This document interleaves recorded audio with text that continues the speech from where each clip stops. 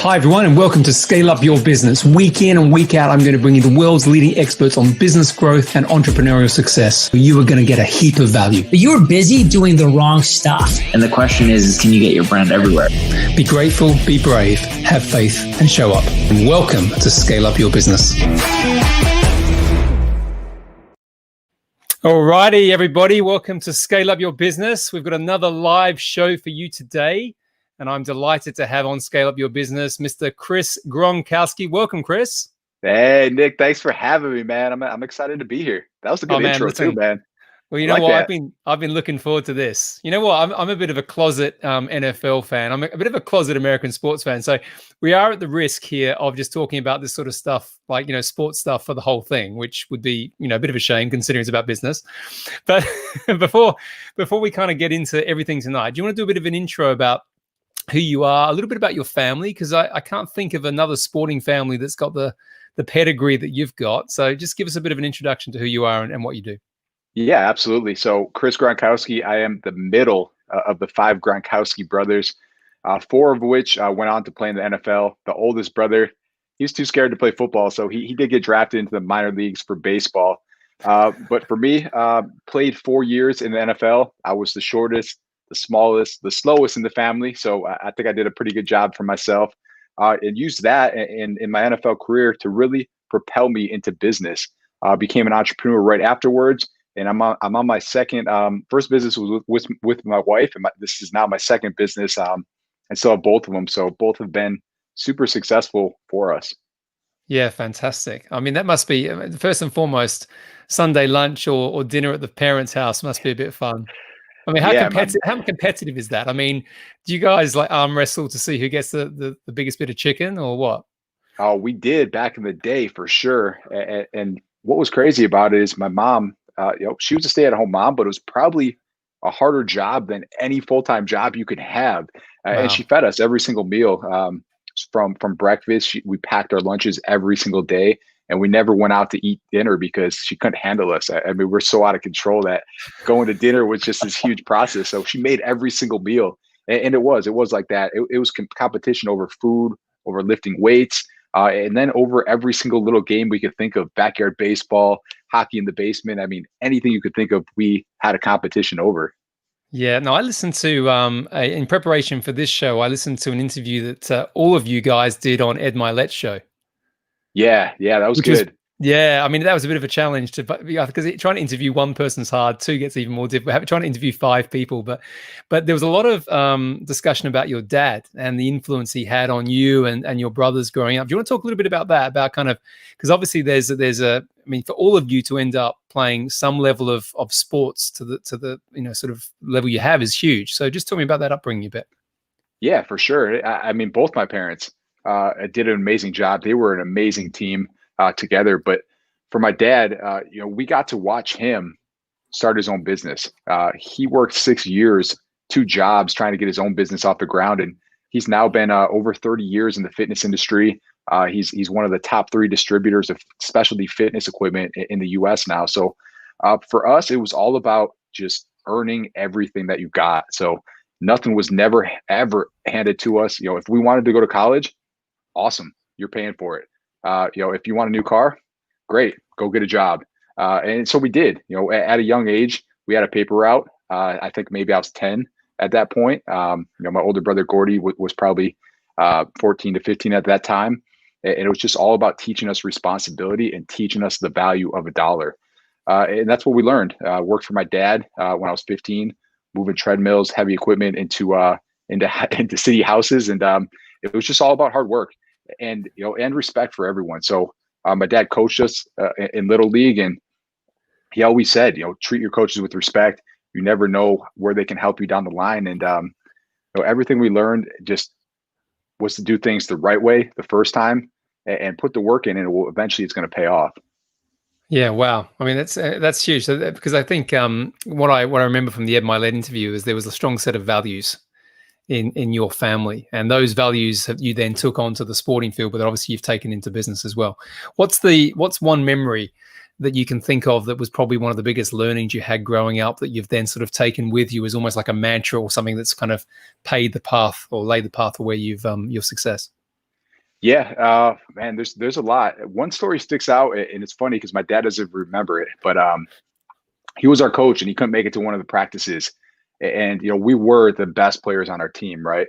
And mostly because I was competing against my older brothers, and there's just so much competition going on throughout the households. But I remember that our coach, our assistant coach, asked us to run at the end of practice and run around a lacrosse net. And so I ran to it, I touched it, I ran back, I was the first one back, and he said, "Hey, you didn't run around it, you touched it." And so everyone else on the team ran around it, and he made me redo it. And instead of redoing it, I told him no. And at that point, my dad called it. He called my dad, and my dad said, "Hey, make him walk home." And I was like, "Okay." Halfway through that walk, my dad came and picked me up and was like, "You don't ever disrespect anyone like that again. I don't care who it is, and they can help you further on, down the road. This could be someone that's very important to you. You don't know who it is, so don't ever disrespect anyone who's trying to help you get better." And with that, this guy ended up being the athletic director for the University of Buffalo and gave me my first college scholarship offer. So it was so true what he Wow. said, and it was just one of those things that stuck out so much. And I just never, ever again would disrespect a coach or someone that was trying to help me out after that point. Wow. I mean, there's also something in that kind of jumps out, which is, I mean, the respect thing's massive, right? And all this idea that you never know, one decision that you make today may be something that comes back many times over. But that sort of two things there, work ethic and standards jump out for me as well. Because like clearly that's the sort of stuff that, a lot of people when I work with them in their businesses, for whatever reason, they give up too quickly. They look for the easy route through, but it sounds like you guys have had to work your way through everything and been taught very well throughout your life. Absolutely, yeah. It's always been that way, and it's hard at first. And one of the hardest things, really, for me now is to teach my children that, for my dad and mom to just constantly say, "Hey, this is not the right. We shouldn't just hand you it. You have to earn it." That's hard to do. I have kids now, and I want to give them the world. And I know at first maybe my mom and dad didn't have the means to do it, and so I could understand that might have been a little bit easier for them to say no at that point. But my dad went on to be very successful, and they had the money to do it. And even at that point, it was still, "Hey, I'm not handing you anything. You're going to earn it." So I'm hoping I have the courage to do it myself with my three boys, because man, when they ask something for something and you have the means to give it to them, it's very hard to say no. Yeah, I don't think I'm very good with that with my two daughters.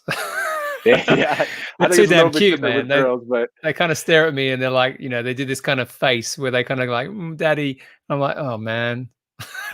yeah, it's that's tough, man. It really Yeah. is. And even with the boys, I mean, they're young, three boys under the age of three, but when they ask for something, you want to give it to them. And I think at this age, it might be all right, but further down the road, I really have to start, really ingraining that into them, that hey, you're going to work for this if you want it.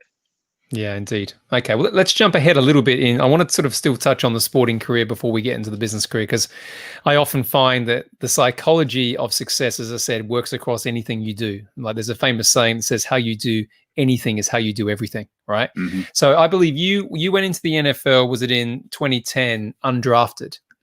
Right, and Correct. then you kind of had to work your way into that, and then you've ended up starting on a number of teams. Right. Just take me through that process, because that's like super competitive, isn't it? I mean, to be able to break through just to even get like a starting role on a team is hard, from what I understand. Yeah, so I'll really break it down for you. To go undrafted to the Dallas Cowboys, where I went, there hadn't been a player in 10 years that had made the roster after going undrafted at the point when I Whoa. got there. Also, on top of that, the fullback position that I played, not every team carried a fullback. So I think that year, maybe 27 or 28 teams out of 32 had a fullback. And if you had a fullback, I usually had one, and that was it. So you had one starting fullback. You usually didn't carry a backup. And if you had a backup, you might have been a practice squad if you even had one. So, yeah, the odds of making it at that point are very, very small. In every team that I went and played on, I was actually the only fullback on when I was starting fullback. So, yeah, most other positions like a tight end or running back, they'll have at least three of them per team, if not more. Sometimes tight ends will have four or five of them. So every position kind of has a backup or a couple at least. besides a fullback, because it's kind of getting pushed out, and there's other players that could kind of fill that role. So it's tough to make it. So really, I had to be one of these 27 or 28 best players at my position in the world to make it. And on top of that, I was coming in as an undrafted free agent. So coming in undrafted, it's kind of, that one shot, that one opportunity, and that's all you get. If you mess up, it's not like, hey, we'll give him another chance. It's, hey, we didn't pay anything for him to be here. He doesn't have any guaranteed money. We didn't waste a draft spot on him. So, he's out of here. And that's how I had to look at it. For me, my mentality going into it was, hey, my older brothers got drafted. My younger brother just got drafted in the second round. And I'm the only one in the family that has not got drafted. And it was this mentality. I was a completely different person, but the mentality was, hey, I'm not going to live the rest of my life thinking and being asked, why didn't you make it? What happened to you? Why did your whole family make it to pro sports except you? And that fire, man, you want to talk about mindset and really changing your outlook on everything and how you perform. That did it for me. That put me at a whole different level that it's very hard for me to ever think of how I got there. Like if I went back and looked at myself now, I'd be scared of myself, because that's the mentality that I had. There was absolutely nothing that was going to stop me from making that team. I mean, yeah, but this is cool, right? So this is why I want to play with this, because as I said, that same mentality is what you need to be successful in business.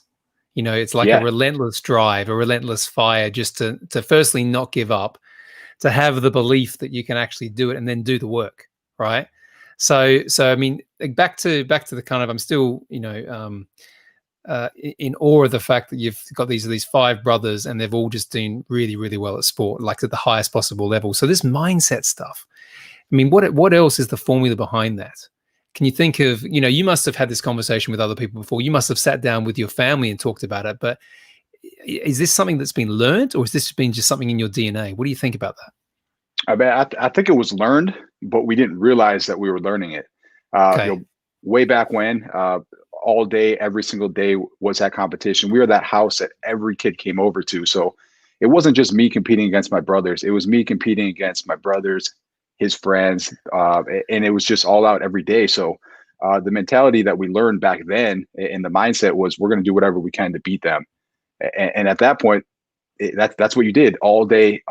Every single day was all out brawls, finding ways to get around or get better than them at certain things. So I think that mentality of just, I'm going to do whatever I can to win, just got built into us naturally at a young age. And then on top of that, just being taught the right principles of trying to earn everything you have. And actually school as well, I think was very important as well. And that was something that my mom did a really good job of just ingraining into us as well, was that, you don't get there without school as well. So you better study. We actually had to go and do all of our homework before we were allowed to go out and play every day.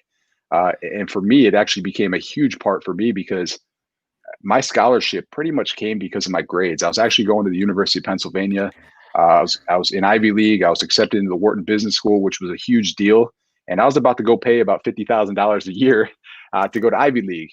And at the last minute, I actually got a scholarship to the University of Maryland, D1 scholarship, and I took it. And really it came because they were losing a bunch of guys, and they were about to go on academic probation. So they reached out and said, hey, we have these scholarships open now because these guys dropped out. They have to go to a prep school, or some of the guys on the team couldn't make the cut. So, we'll give you the scholarship, but, you pretty much better come in and have a 4.0. We're going to be pretty disappointed in you.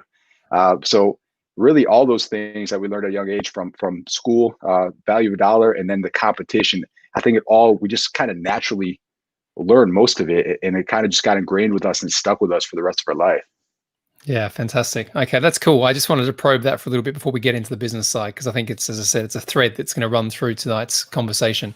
So we now leave the NFL. Did you start developing your first business, the one you did with your wife? Was that while you were still playing, or was that something that happened with a clear transition point? So for that, I never thought I'd get into it. It was this personalization business, and it came about because I went to 3 teams in 3 years, ended up going to 4. But, after my 3rd year, my 3rd move, really my 4th move because of college as well, my wife finally said, hey, I am not going to go to another job interview. I'm going to find a way to work from home. So I started from hand painting wine glasses. I came home, she was baking them in the oven. I was like, this is ridiculous. But they started to sell, and she started to find ways to scale it up, do it faster. And really at that point, it was the end of my first contract. So I had a 3-year contract. After that, you gotta find another team. If the team doesn't resign you and give you another one. So I had this little void, and with it, I kind of looked into it and said, wow, there's a huge gap in the market here. There's a huge opportunity here. Let's investigate it a little bit more. And I started helping her out. We started buying commercial grade laser engravers, and started to source our own product at that point. I ended up going back to the Chargers, and in the back of my mind, I always knew that at least I have something to fall on now, if I need to, if I don't make it. And I ended up getting hurt in camp, a high ankle sprain. I was out for 3 months, and they gave me an injury settlement. So at that point, that was kind of when I said, hey, let's get healthy. Let's see if I can get back in the league. But if I can't, I got this other business that's taken off. So that's where that transition came from. It wasn't this clear-cut decision or anything like that. For me, I was actually going to take my accounting degree that I had from the University of Arizona. And my game plan was to actually do players' taxes. What people don't know is that, like people don't realize that NFL players have to pay taxes in every state they play in. So your first time you file, you're filing in 8 different states. You have no idea what you're doing because you never made money before, and you end up paying a CPA, a big chunk of money to do it for you. So I paid my first year. I paid a CPA, and I look back and said, what am I doing? I have an accounting degree. Why am I not doing it myself? And then at that point, the idea came of, hey, I have all these credits from college. Why don't I just go take the CPA exam and become a CPA, and I could come back and do all the players' taxes because I know all the write-offs. I know it inside and out. It could be a nice little gig for me for about 3 months a year to get this business from other players that are going to trust me because I was a former player myself. So all that, my clear game plan for that just completely went out the window when my wife's business started to take off. So I jumped all in with her, and within the first year, I was actually making more money outside the NFL than I was playing. So it ended up being a good transition for me. Well, I still like the accountancy business as well, mate. You're gonna have to do all of these. I might have to start it back up. I can see that. It was funny because I was having a conversation today with a professional basketball player. He actually played in Europe, and he wanted to kind of start a business with me about how we can actually go out there and help professional athletes who are leaving their sport. They've reached the age, or they've had some form of retirement, could be injury or whatever else, and then helping them start businesses. Because a lot of people try and do that because it's funny, it's a defined period of time, isn't it? I mean, what do you get? What's the average? 10 years? Is that in professional sport? It's probably less in the NFL, I imagine. NFL is it's 2.5, and what they do is you really don't get anything unless you make it to 3. So you get your pension, all the benefits after 3 years credited. So you have to play in at least 3 games or be on the roster for at least 3 games a year. So it's tough. It's tough to make it for 3 years in the NFL. Yeah. Okay. Fantastic. But so let's go into this business because as you said there, like obviously it was doing very, very well. It's you made it sound in a humble way as if it was a little bit by accident, but I don't believe any of that because everything else of your former story, Chris, doesn't feel like accident. There's a lot of intention there. So what role did you play in this with your wife? What was your role specifically in the business? So for me at that time, it was really about finding the best products with the highest profit margins to bring in. That was kind of my goal, was to look at the market, see where there's gaps, see where the most profitable products were, and then find a way to source them. And that's what I was doing. For her, it was exact opposite. She was in it for she loved it. It was her passion. So she wanted to make what she loved doing, what looked good, what was pretty, all that. And I just went the exact opposite way. And I just said, hey, I know you don't like pocket knives or flash sets or anything like that, but these have ridiculously high margin on it. So I'm going to bring them in. And so that was my goal. My goal was really, I was scaling kind of the manly side of it. So like the guys' gifts, the groomsmen gifts, and hers was more the female side of it. So it worked out really well. And what was cool about it was just 2 completely different sides of the coin. She did a really good job on that. I did a really good job on the guys' side. I ran the laser engraving machines. We were doing it all. So scaled it up pretty good, did that for about 5 years. And then at that point, it was kind of, her passion. It still was. I put it all into it, but I thought of this other idea, and it was my passion. I was working out 2 days, 2 times a day sometimes. And I was all about health and fitness. I was like, man, it's hard for me to tell someone, a former teammate of mine, that, I have a personalization shop that does wedding gifts now. Like, I need something that's more manly, that fits me in my persona. And so when I thought of the idea for the shaker bottle, it was kind of that all in point for me. It was like, it was that turning point, and I knew I had to go for it. Got it. Now I love this story. So tell us, tell us obviously about what you do now and how you got to doing that now, because I've read a little bit about this before the show, but I'd like you to share it with the audience. Yeah. So it all came about. It was a Texas day, kind of like today in the summer. I think it was July at the time. How And hot is it there at the moment? So it gets up oh, into the hundreds or something, doesn't it? yes. In Fahrenheit. So we're low hundreds right now. Wow, okay, it's hot. So And that's 30s yeah, over here, 30 degrees, probably Celsius, something like that. yeah, it was boiling out. And it was just one of those days where I was actually going to the gym twice. I went there in the morning. I was leaving work. I was going back to the gym, and I stopped home. I had to get some pre-workout because I was dying that day, and grabbed it, refilled it with water, went to the gym. And by the time I got there, all the ice was melted. It was sweating everywhere. I was making sweat rings on the floor at the gym. And that's when the idea hit me. And I was like, man, there's so much technology out there with insulated bottles. And, the shaker bottle hasn't changed in 10 or 20 years. And why don't I take that technology and let's make an all-in-one bottle? I love shaker bottles, man. I don't know. I grew up using the shaker bottle, and I use it for a cup all day long. So the idea was, let's make the best cup that I could, that I can use all day, every day, for everywhere that I went. So, I'll bring it to work, but I'll also bring it to the gym. I'll bring it to the pool, bring it on the airplane. And at any moment, I could just bust out some powder out of my bag if I'm traveling and mix up a shake. So the game plan was, I need a cup that's easy to fill. Most of them on the market that were insulated, they had like these tiny little tops on them. So, you had to take a funnel and try to get powder in there, and then you had to clean it with a special press. I've done that before, and you get the sticky protein stuff all over you, and it's like, it's not fun. I know that. Exactly. And so super easy to fill. That was number one. Number two, easy to clean as well. And I wanted it to keep drink cold or hot. And then really at the end of the day, it had to have a way to mix. What's the game plan? So, went on this journey. What was good about it was that we already knew how to source product from my wife's business. So we were able to use a lot of resources that we already had. And the journey began. It was about 20 prototypes later. Our main objective was to make sure that didn't leak. Every metal bottle on the market at that time, the biggest complaint about it was that it didn't seal correctly, because it's a little bit harder to seal, a metal bottle. So, especially with the shaker bottle, the game plan was, this bottle is not going to leak. So we just kept going through different prototypes and seals until we finally got something that we thought was worth hitting the shelves. Right. And so let's take us through the journey. So obviously this is scale up your business, and you're kind of scaling up your business now, which is great. But let's just take us through the journey. So you launched this product in December 2016, if I'm correct, thereabouts. Yep. Yeah. Okay. And just take us through kind of, those 3-ish years. What's been happening? Because you also had a bit of an interesting, a bit of fun with some investors, which I understand as well. So, but I want you to articulate the journey so people can understand it from your perspective, so they can learn from your story. Yeah, for sure. So the journey began. I got 10,000 bottles in, and at that point, I had no audience base, no customer base at all. I had about 25,000 followers on Twitter, I think, at the time, from playing in the NFL, and had no marketing plan, no go-to-market plan at all. I just thought, hey, I had this really successful business with my wife.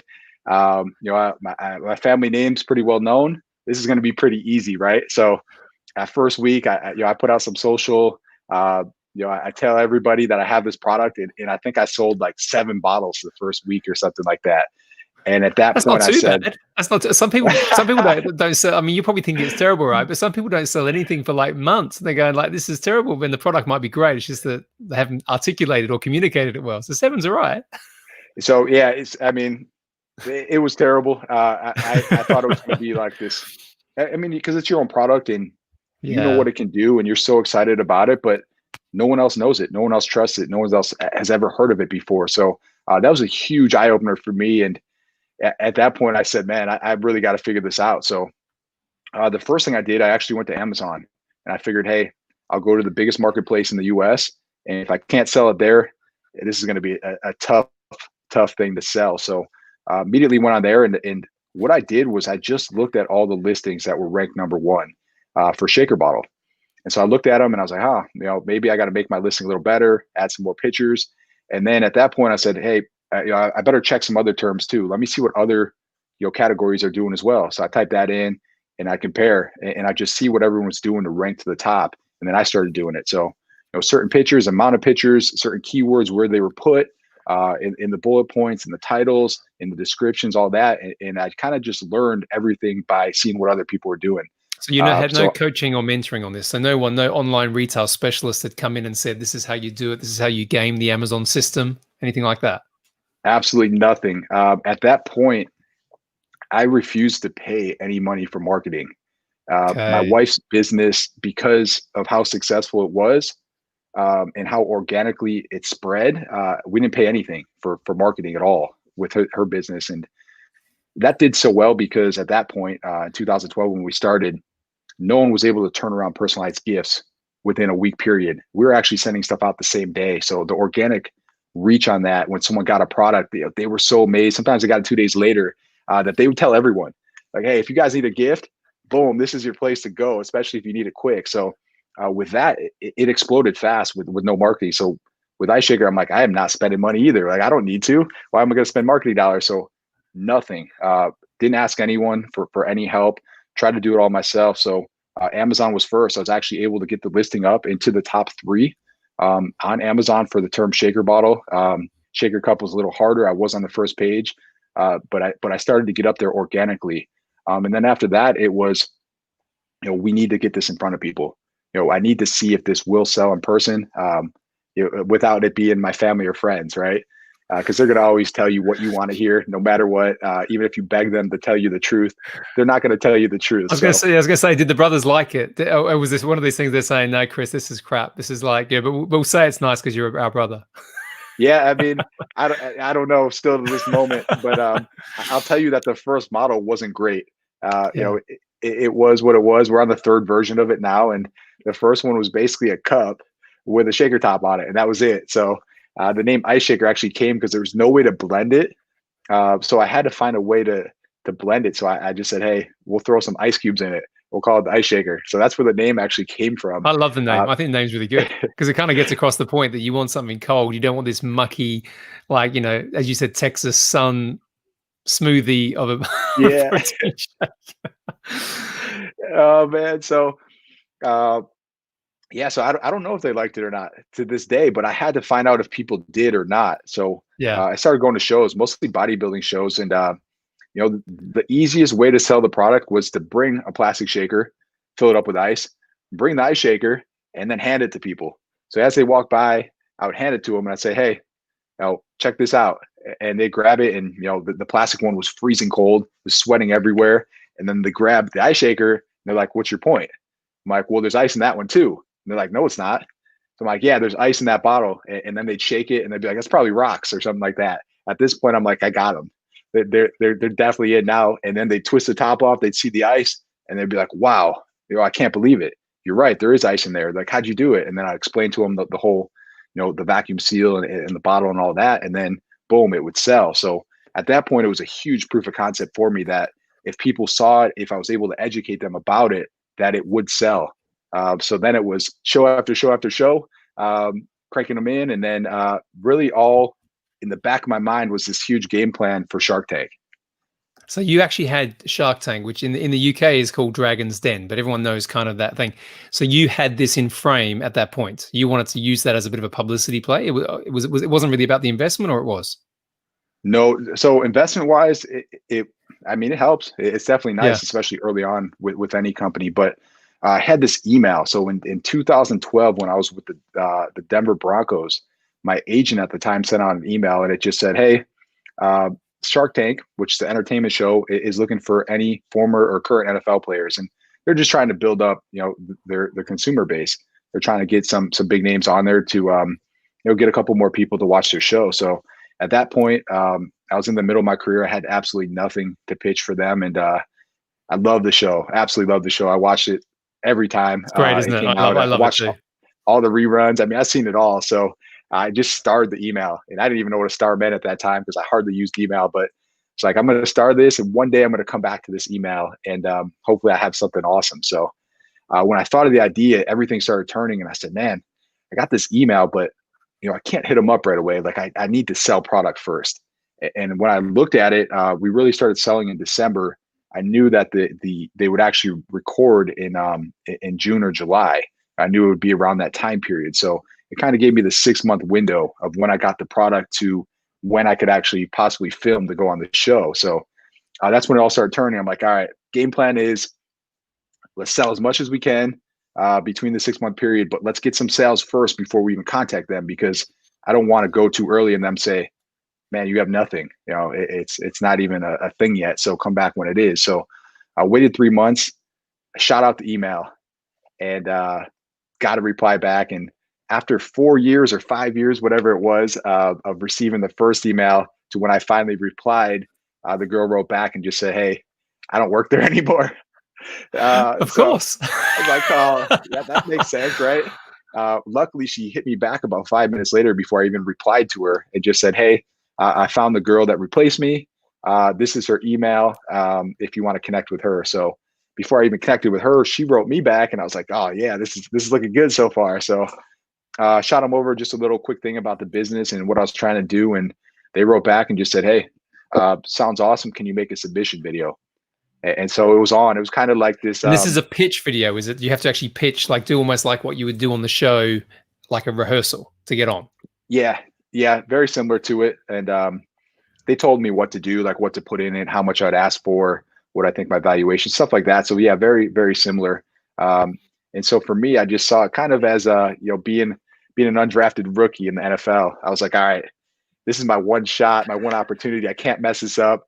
And the whole time I knew too that, hey, this is an entertainment show, so let's make this entertaining. So I went all out, grabbed my MacBook, and I don't think I've ever made a video before that on my MacBook, but I was just throwing everything on there and trying to figure it out. And came out as a video with, me catching some touchdown passes, showing the product off, slugging protein shakes, and then ripping my shirt off. And it was about a 3-minute video, and I shot it in, and I'm like, all right, they're gonna absolutely love this. We might find that, and we might link that to the show notes, Chris. I think I have to do that because it sounds fun. I tried to find it. So what they make you do is you submit it as an unlisted video, and then you send them the link. And so I'm actually able to see if they watched it or not, but no one else can see it unless you have the link. So yeah, I tried to go back like a year ago to find it, and I have no idea, because at that time, like I had a different email address. Like I didn't have a Gmail account. Like I didn't know how to use YouTube. So I might have put it on like my brother's account or my wife's, but I cannot find the video anywhere. Okay, so well, that's a likely story, but we'll run with it. But we might be able to find the episode of Shark Tank somewhere. So we'll find that. You could definitely find that. But if I find the submission video, I will post it too. I think. You should. I don't know if I'm allowed to. I gotta check first. But if I'm allowed to, I will post it for sure. That was a classic. You got on the show, right? And I love the slight sort of link back you said about that trying to get into the NFL as the undrafted rookie, and then there's a thing here, there's a theme here, Chris, about just showing up when you need to show up, right? And making the most of it. Which again, I just want to call it out for people listening. That's not a usual skill, but it's something that if you really put your mind to it, you can do. So thanks for sharing that with everybody. So okay, so you're on the show, right? Did it go well? Did it go bad? So yeah, it was this huge build up to the show too. It's not like you submit a video and then like you're in. You submit a video, they kind of update you every week. They're like, hey, there's 40,000 people that signed up, and it only comes down to maybe a couple hundred, if even that. So there's a lot of build up to it and a lot of preparation. So with that, background checks, all that, make sure that there's absolutely nothing that could go against them or ruin the show or anything like that. So a lot of that. And then it was a lot of prep. I had to make sure I was ready. So I watched each and every episode. I took notes. I was ready for any question that was going to be asked to me leading up to that point. So when I got out there, you prepared that. So you literally went back and studied this. So like you knew, because who's on the US? You've got what? Mark Cuban's on there. Yep. Who else is there? So we had Lori Grenier, Barbara, and then we had A-Rod. So Alex Rodriguez was a guest. Okay. And then Mr. Wonderful was the fifth. Who's Mr. Wonderful? Man, I can't Is he even. Is that a bodybuilder? No. He's a businessman based out of Boston. Okay, But we'll he's check kind it of out. Yeah, yeah, okay, yeah. but I mean, I know He's the some of bad guy these. on the show. That's what Okay, I right, call him. but the story here is you've really rehearsed this. You've gone in there and thought, you know what, I'm going to be super prepared no matter what. So when they ask you about, cash flow and all these kind of technical things, you've got all that prepared. Absolutely. So Oh pretty man, much cool. down to the T. Every question, I would have my wife or my dad or whoever I could think to just ask me and make sure I was prepared. Valuations, all that down. And so walking out on the stage, I wasn't really that nervous. People ask all the time, what was more nerve wracking? So the NFL, your first start, or going out on Shark Tank, and NFL all day, every day. I mean, I was shaking the Why is first game. that? I put Why? my I hand on the mean, ground. why is that? Okay, because let's just play with this. Is that because obviously having been on the stage in front of thousands of people, week in, week out, or whatever it was when you're in the NFL, you got used to being on stage, so therefore showing up.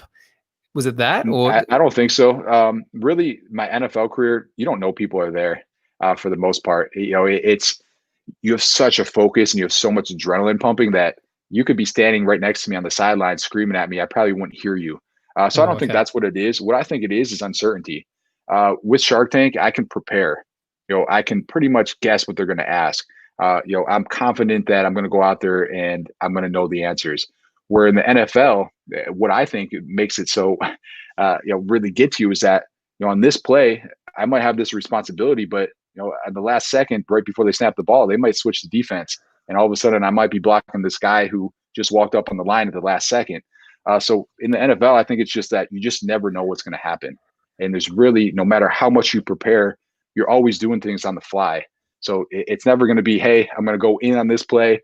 It's going to be a straight up ISO in the middle, and I'm going to hit the linebacker. Well, the D lineman, he might stunt completely across the entire line. I might end up going through the C gap, and I might end up blocking someone else because my linebacker got ate up by a lineman instead. So there's just this massive uncertainty, and you really never know how a game's going to turn out or what a player's really like when you go against them, no matter how much film you watch. oh, I see. So you know what? I've done some pretty big pitching in my time, like for millions of, sometimes hundreds of millions of dollars, and I can tell you the same thing happens. you prepare, and then there's a wild card that comes into the boardroom, and you're thinking you're pitching this thing, and they throw something at you. So the preparation in the NFL, to be frank, is equally as useful when you get onto some of those things. So cool. So take us through. Sorry, I'm enjoying the story as I do often on this show. So you're there, you've prepared, you've showed up, you're on TV, you're on stage with these guys. What happens there? Yeah, so I think the game changer was, and my secret weapon was just having my family there. So I'm about 2 minutes into the pitch. I scream into the back room, and all of a sudden, my four brothers just come charging out. We do this Oh, massive wow. chest bump, and it's like something they never seen before, right? And they're just like, "You got to be kidding me right now!" And we do this massive flex, and at that point, they're I was a small guy on the stage. All of a sudden, I look pretty big, and I cut off shirt on, and all of a sudden I'm 6'2", 235 pounds, and I look tiny on stage. So I think that was big. And then just having my family out there was just it was a huge blessing for me. Like, it really calms you down. You really feel like you're part of people that you know. It kind of just became this family atmosphere, and I think I avoided a lot of tough questions because of that.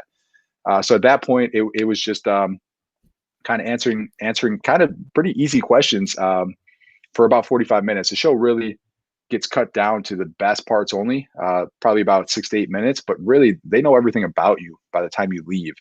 So they drilled me about high school, where I was going to college, what I did after the NFL, what I did during the NFL.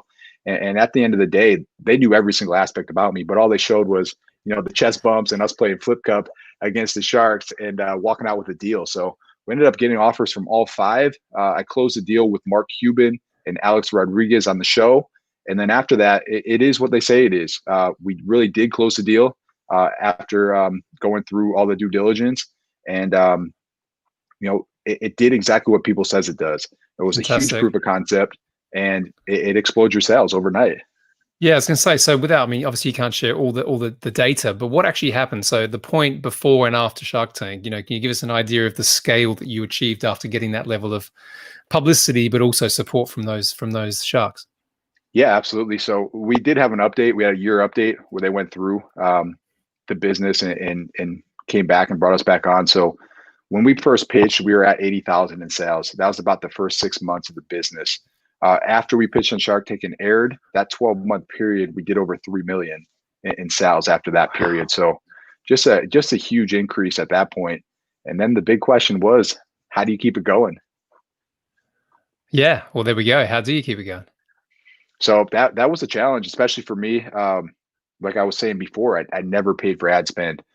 We had this roller coaster going, and it was, how do we keep this going? So I had to figure out ways. First, we took the money and we made more products. We only had one bottle, one color at that time, so we started bringing in new colors. We started looking into new sizes, so that helped us scale a lot. We really right away noticed that most of the people buying the bottles were females, but the end users were males. They were buying for their husbands, their kids, their grandkids, but they weren't buying anything for themselves. So at that point, we said, hey, we have this great opportunity to sell the females as well. Let's bring in female geared product as well. So I went from this macho, man product in business to now looking at it from a different angle and bringing my wife in to help me with it and started designing stuff for females. And this really just launches to a whole new level really quick, because it went from one bottle and a low cart price to multiples and really getting that cart price up a lot, which greatly helped us with advertising dollars and being able to really get our names out there. So from there, it was, straight to Facebook ads, Instagram ads, and we put a lot of spend there. We tested with Google and even Pinterest, which is a platform that most people don't think about, but for females, Pinterest is a home run and a place that we did really well with. And then we kind of went back to my wife's model as well and said, hey, customization's big. How can we use this with Ice Shaker and kind of help out both the businesses at the same time? So we're really able to tap into the corporate market, do personalized bottles for golf events or business events or for big clients, and really started to tap that market as well and did really well there. So Got it. there's a lot. So marketing and product extension, if you like, were the Absolutely. two secrets for your scale. That's kind of the focus post Shark Tank. That was right afterwards. Were definitely the two main things that helped us grow fast. Yeah, fantastic. And did you ever, or have you ever gone into what like Nike does, where they can personalize sneakers and you get them in 30 days? Can you get personalized bottles for the individual yet, or is it mainly just where there's a group order for corporates? No, so we can get, we do have a custom shop. We had that built out right away, but we can actually turn bottles around in 2 to 3 days. So you can go on, you could order one bottle with text on it. We're actually at the end of this month, we're opening back up our custom shop where you can add logos as well.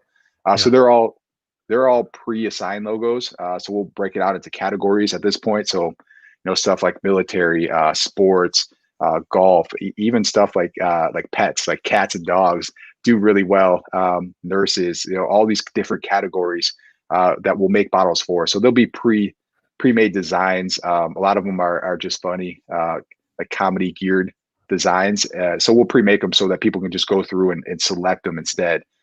If you wanted an actual custom bottle, there's really no way to mainstream that. So it's still a process where you'd have to email us, and we're happy to make those as well. It's just not something you could do directly through the website. I like the link up though between what you were doing with personalized gifts prior, and you can bring that sort of all that learning, all that capability and expertise into what you're doing now, which is cool. Which is it's often you find in business, sometimes there's a joining of dots that you don't see straight away, but then when you look backwards in hindsight, you start to see it come together. So that's really cool. So what's the plan now? So what's the vision for this business? Are you going to try and scale it up and sell it? Do you want to bolt other businesses together? Have you got any thoughts on that? Yeah, absolutely. So really 2020 for us was about scaling. We got to the point where we're ready for the next step is kind of what it was. So I look back at it and I said, how do we get there?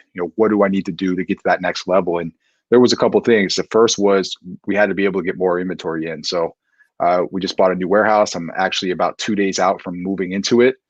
So it's been, this is my warehouse mustache is what I call it. So ever since we started moving in and getting the pallet racks and everything set up and doing all that, I kind of just gave up on my looks for a little bit because it's been a You're making grind me look getting bad up. now, mate, because I've still got the old beard going on here. Mind you, I've just been for a run, so I'm looking a bit like that anyway. Yeah, So so this okay, is my 4 a.m. stash, but nice. so I've been up there, I just want to get it set up the right way and do everything the right way, and that's kind of how 2020 is now. Let's get all the processes down. Let's do this the right way, and then really, it was about team. How can we build the best team that we possibly can? Because to scale up, to really get to that next level, everybody I talked to said, "Hey, you're no different from this company that's close to $1 billion in sales this year. The only thing stopping you is your team. You can only do so much yourself." So I put a huge focus on team, and so we're getting there. We've increased a lot of people. We've brought in really good people, and now the last step will be getting into the warehouse and then building out our sales team. We've never had a sales team before. Yeah, I was going to ask that, particularly around with the connections that you must have, having people who endorse your product. I don't like the term influencer, right? I find that a little bit kind of it cheapens sometimes, but having people who are advocates of the product, they like it, they use it, they therefore endorse it, and also partnerships. Have you ever, I suppose you would have considered, but the NFL then endorses this product as their shaker of choice. Are you in those? Is that the next journey on the sales and marketing side?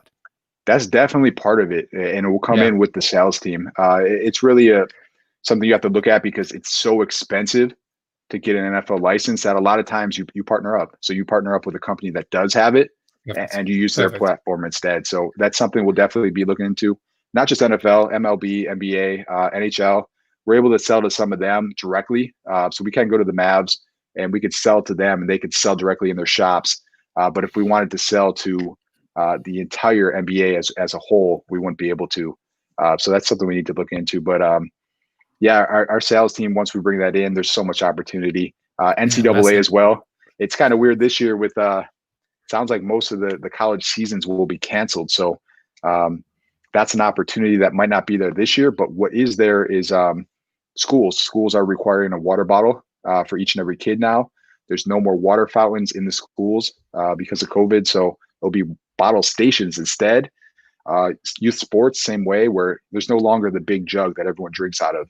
And now it's, hey, bring your own water bottle. So this market has grown a lot for us, and a lot of people have went to online, which we've done really well with B2C. So we're excited for the future. Yeah, definitely. Well, I often say if you're gonna prioritize this stuff from a kind of what goes out to market, marketing is by far and away the most important thing because you build the brand off the marketing strategy that you have. Then it's around product diversification, product development, as you were saying. And then the last one that people don't do very well, and this is the bit I always kind of drum home, is partnerships. Because as I said, if you can go to somewhere where there's already that established relationship and you can then come in off the back of that, even if you lose a little bit of margin, the scale that can generate, even things like international licensing, all those sort of things, it just opens up so many doors for you. So yeah, I'm excited for you, Chris. I mean, I love this space, and I think I've had a look at your product, and I think it's awesome. So congratulations on doing it, and congratulations on all your success, actually, because as I said at the very beginning of the show, none of this is by luck.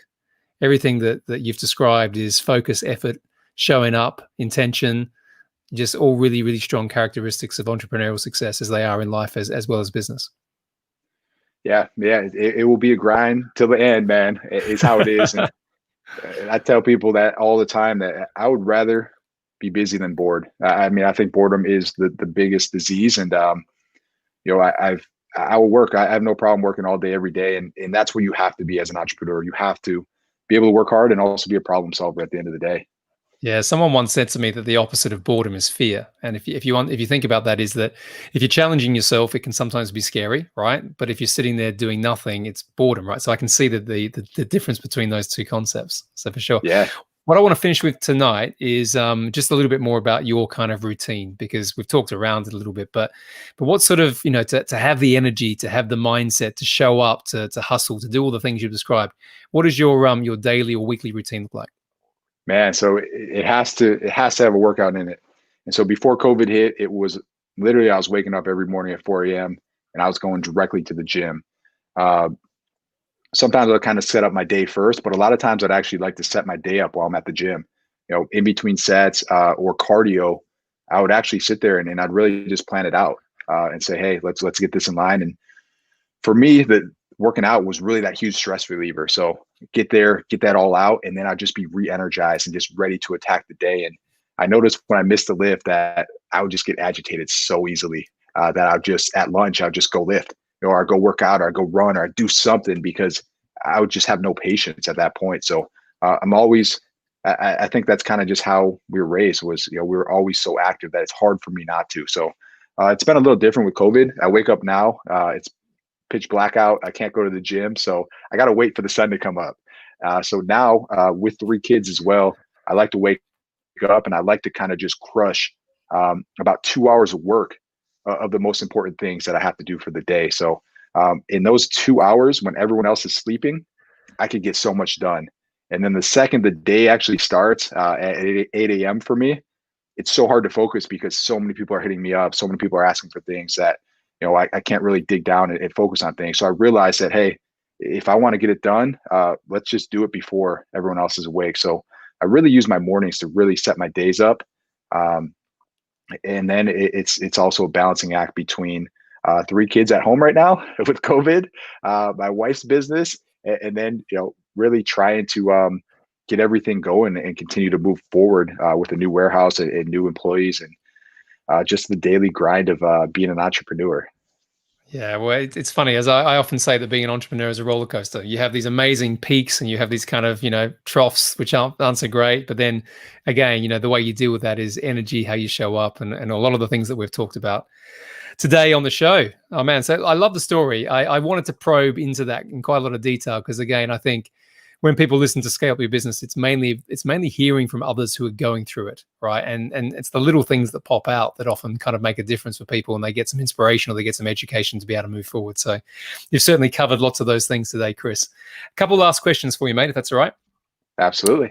Okay, so thinking of all the great people you've had around you, be that coaches, your parents, your brothers, business colleagues, what's the best piece of advice you've ever been given? It can be towards business or life, but one thing that really stands out. Yeah, it's definitely I would say a story from my dad. And he had to tell me it about 5 times before I actually listened to him as well, which is even worse. But yeah. Love it. So his story was, and he continues to tell me it all the time, even though I am actually really doing a good job to focus on what he learned from it. But he was an entrepreneur himself. One of the biggest fitness brands in the world is Life Fitness. So he was doing so well that he got invited to Hawaii, and he got the free trip and all that. And on the beach, the CEO came up to him, and the CEO of Life Fitness, they talked through his situation, his stores, everything that he's doing. And at the end of the conversation, the CEO said to my dad, so you're happy with where you're at? And my dad was like, what do you mean? We're going to continue to grow. We're going to do all this. And he said, doesn't sound like it. And he was like, well, what do you mean? And my dad's someone that likes to fight too. So he was up in arms right away. And he was like, what's that supposed to mean? And what he said to him was, hey, you have so much on your plate. You're not hiring anyone else. You're not giving anyone else responsibilities. You're never going to grow bigger than you are. And so for years, as my wife's business grew and as iShaker grew, he kept saying the same things to me. Why are you answering customer service emails? Why are you still the one that's printing and packing orders? Why are you doing all these things? That's great that you're doing them and that you've learned it, but you have to be able to pass that on to somebody else at some point, because you can only get so far. You can't scale if you're doing everything yourself. So I think that was one of the best pieces of advice that he gave me, that he obviously struggled with himself, and then I struggled with it, and now my wife struggles with it as well. So it's kind of funny because once you finally see the light and you finally realize that you have to delegate, you don't just delegate, you have to give it to them and let them run with it. You have to give them that responsibility. And if they're not as good as you are at it, you teach them how to be great at it, and people can learn. Just because they're not great at it first, you don't have to go and run back and do it, because that's what I was doing. I'll give it to someone and then I'd pull it back and say, hey, they're just not as good as me. And now I finally realized that, hey, I got to give it to them, and then I got to teach them if they need it. And now I'm realizing that a lot of times they're better than me at it.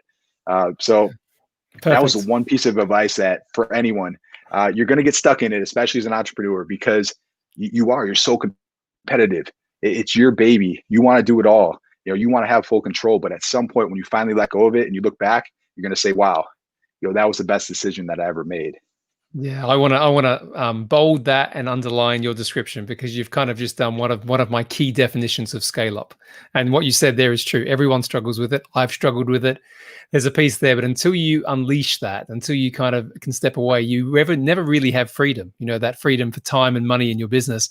And quite often, I find the test is, set up the infrastructure, set up the machine, and then go away for at least 4 weeks, sometimes even 3 months, and just see how your business operates. Quite often, if you've set it up properly, it'll actually do better without you there. And then you've really got it. Yeah, cool. All righty. So, Yeah. okay. And that's somewhere I'm trying to get there. Let me You'll get that get there. 3-month vacation. No, you'll get there. Okay. And equal to that question, what's the worst piece of advice? Now, you don't have to share who gave this to you, but a piece of advice that you kind of may have listened to growing up, or you've applied in business and you thought, you know what? I don't think that's right. Does anything jump out?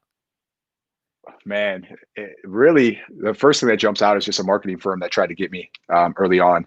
And it was, sign up with us, we'll take care of it. All hands off. You don't need to do anything.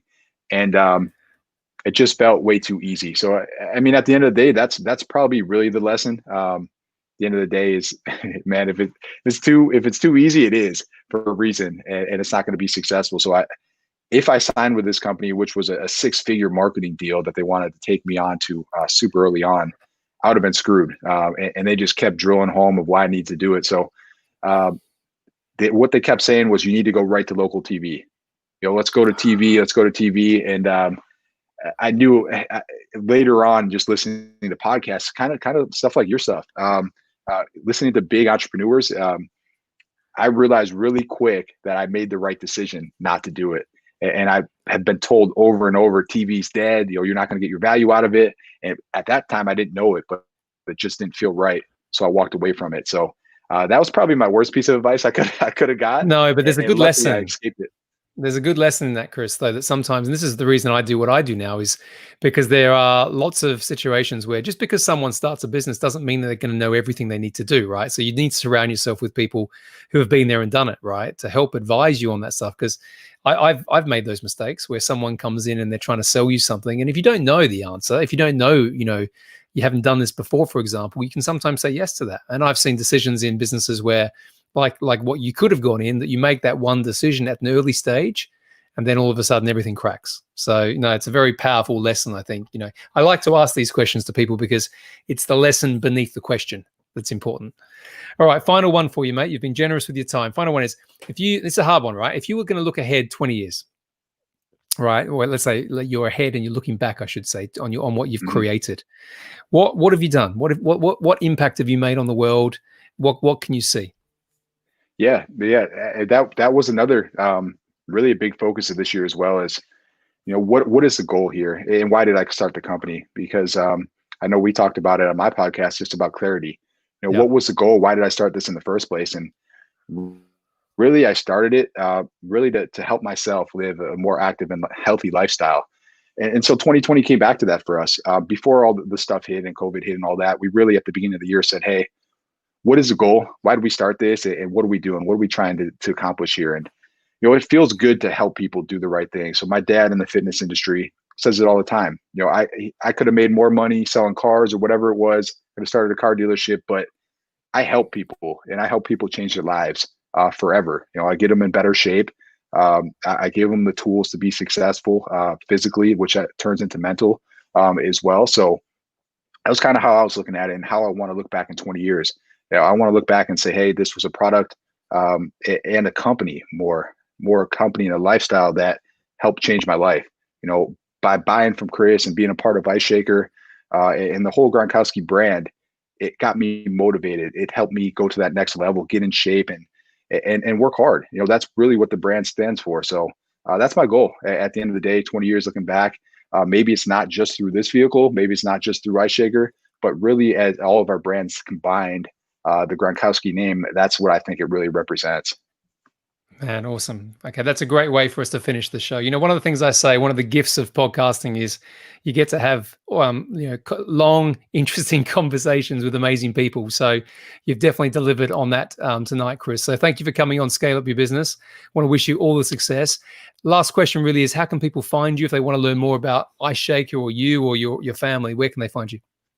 Absolutely. So check me out at Chris Gronkowski on Facebook, Twitter, Instagram, mostly Instagram, a little TikTok now too as well. iShaker at iShaker.com, at iShaker Bottle on all the handles. And then family wise, we have a new YouTube channel that's launching. It's probably going to be launched by the time you get this out. So it's going to be exciting, but really it's just the family, man. It was a way for all 5 of us brothers to get back together with each other. Once my brother retired, we're like, hey, games were kind of that opportunity for us all to come back and hang out and really have a good time together. How can we do it now? So we started this channel, and it really helps us come together and just film and have fun. And we have a ton of really cool things on there. Really cool guests as well that will be on it. So check out the YouTube channel, and then check out Gronked Up, my podcast as well.